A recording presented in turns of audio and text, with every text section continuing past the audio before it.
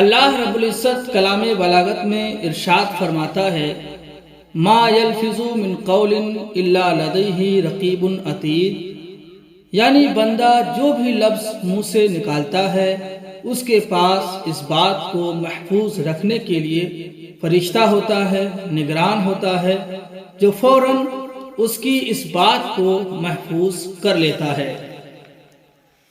انسان کو اللہ تبارک و تعالی نے جو خصوصیات عطا کی ہیں، اس میں خاص طور پر زبان اور بیان کی خصوصیت بہت اہم ہے۔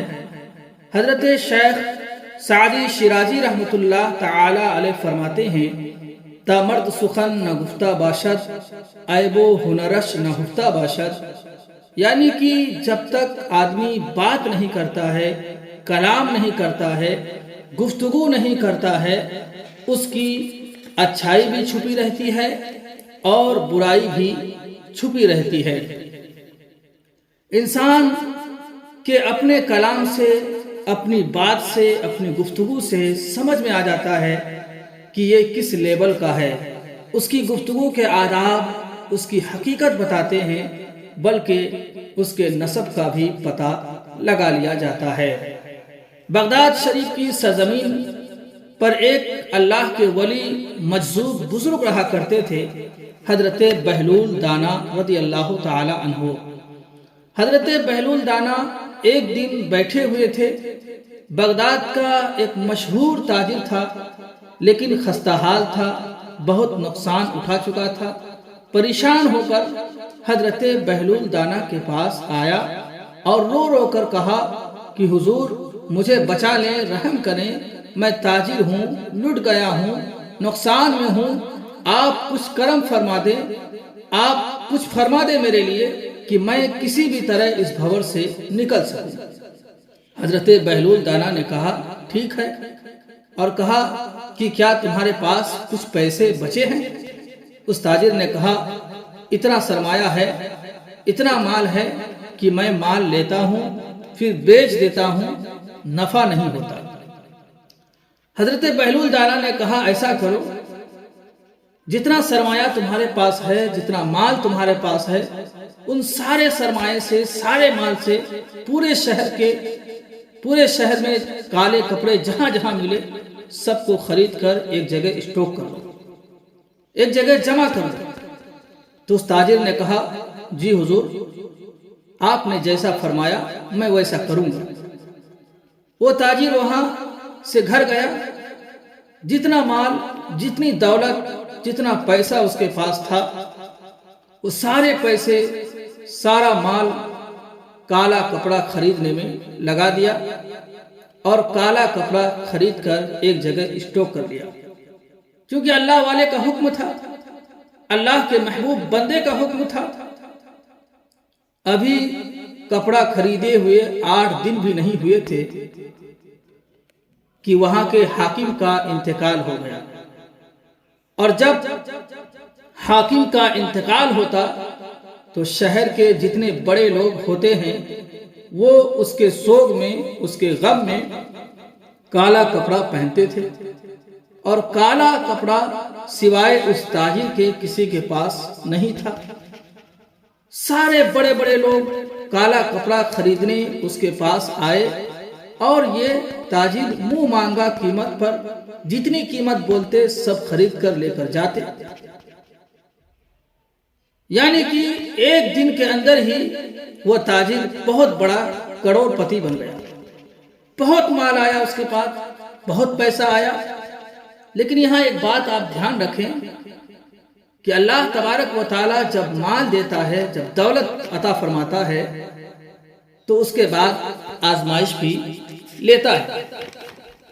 ابھی چند دن گزرے ہی تھے کہ حضرت بہلول دانا کو ڈھونڈتے ہوئے وہ تاجر آیا، تو دیکھا کہ حضرت بہلول دانا ایک میدان میں بیٹھے ہوئے ہیں۔ جیسے قریب آیا وہ تاجر، اور آنے کے بعد کہا کہ وہ دیوانے بتا اب کیا خریدوں، میرے پاس بہت پیسے ہیں، میرے پاس بہت سرمایہ ہے، وہ دیوانے بتا کیا خریدوں۔ حضرت بہلول دانا نے دیکھا اور دل میں سوچا تو کہا کہ لہجہ تو بدلا ہوا ہے، کہ پیسہ بہت ہے، وہ دیوانے بتا کیا خریدوں؟ تو حضرت بہلول دانا نے کہا کہ تمہارے پاس جتنا مال ہے، جتنی دولت ہے، جتنا سرمایہ ہے، ان سارے پیسوں سے، سارے سرمایے سے تم تربوز خریدو۔ تو اس تاجر نے کروڑوں روپے تربوز میں لگا دیے اور ایک جگہ خرید کر اسٹاک کر لیا۔ اس کے گمان میں یہی تھا کہ چند دن گزریں گے، کوئی ایسا ہی حادثہ ہوگا اور تربوز بھی لوگ منہ مانگی قیمت پر خرید لیں گے۔ پورا مال تربوز میں لگا دیا۔ 2 دن گزرا، 3 دن گزرا، 4 دن گزرا، ہفتہ 10 دن گزر گئے، کوئی حادثہ نہیں ہوا۔ ادھر تربوز سڑنے لگا، چونکہ وہ زیادہ دن تک جمع نہیں کیا جا سکتے۔ تھوڑے دنوں کے بعد پورے سڑ گئے، کروڑوں کا مال تربوز میں سڑ کر چلا گیا۔ اب وہ تاجر پریشان، اب وہ چلاتا ہوا، چیختا ہوا اسی حالت میں حضرت بہلول دانا کے پاس آیا اور آ کر کہنے لگا، میں تو پہلے سے بھی بدتر حالت میں آ گیا ہوں، میں تو پہلے سے بھی زیادہ بری حالت میں آ گیا ہوں۔ اے بہلول، آپ نے میرے ساتھ ایسا کیا کیا، کیوں کیا؟ حضرت بہلول دانا نے کہا، میں نے کیا کیا؟ کہا میں لٹ گیا ہوں، برباد ہو گیا ہوں، تباہ ہو گیا ہوں۔ حضرت بہلول دانا نے کہا، میں نے کچھ نہیں کیا، پہلے جو تو نفع حاصل کیا تھا، پہلے جو تجھے نفع ملا تھا، وہ تیرے لہجے کی وجہ سے ملا تھا، اور اب جو تو خسارہ اٹھا رہا ہے، اب جو تجھے خسارہ ہوا ہے، وہ تیرے لہجے کی وجہ سے ہوا ہے۔ تو کیونکہ جب تو پہلی مرتبہ میرے پاس آیا تھا تو اس وقت تیری تمیز الگ تھی، تیری تہذیب الگ تھی، تو نے رو رو کر کہا تھا، میں لٹ گیا ہوں، میں برباد ہو گیا ہوں، آپ رحم کر دیں۔ اور جب دوسری مرتبہ تو آیا تو آ کر کہا، وہ دیوانے بتا اب کیا خریدوں، وہ دیوانے بتا اب کیا خریدوں۔ تو تیرا لہجہ بدل گیا، تو تیری پوری حیثیت بدل گئی۔ تو پتہ چلا زبان ہماری اونچائی پہ بھی لے جاتی ہے، زبان ہمیں اونچائی پہ بھی لے جاتی ہے اور نیچے بھی لے کر کے آتی ہے۔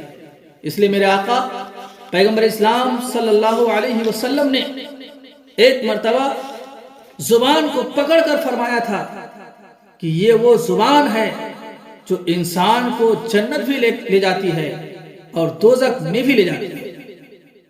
یعنی کلمہ زبان ہی سے پڑھتے ہیں، اسی کلمہ نے آپ کو جنت تک پہنچایا، اور کافر جو کفر کرتا ہے وہ بھی زبان سے کرتا ہے، اور زبان اسے ہمیشہ کے لیے دوزخ لے جاتی ہے۔ اس لیے اس زبان کو چلانے سے پہلے 1000 بار سوچ لے، 1000 بار سوچا کرے کہ میں اگر کسی کے بارے میں بولنے جا رہا ہوں تو کیا میرے بولنے سے اسے تکلیف تو نہیں ہوگی۔ 1000 بار سوچیں، اس کے بعد پھر اپنی زبان سے بولیں۔ اللہ تعالیٰ کی بارگاہ میں دعا ہے، مولا تبارک و تعالی ہمیں زبان کی حفاظت کی توفیق عطا فرمائے، اور ہمیں اللہ کے ذکر اور اس کے محبوبوں کے ذکر میں مشغول رہنے کی زیادہ سے زیادہ توفیق رفیق عطا فرمائے۔ السلام علیکم ورحمۃ اللہ وبرکاتہ۔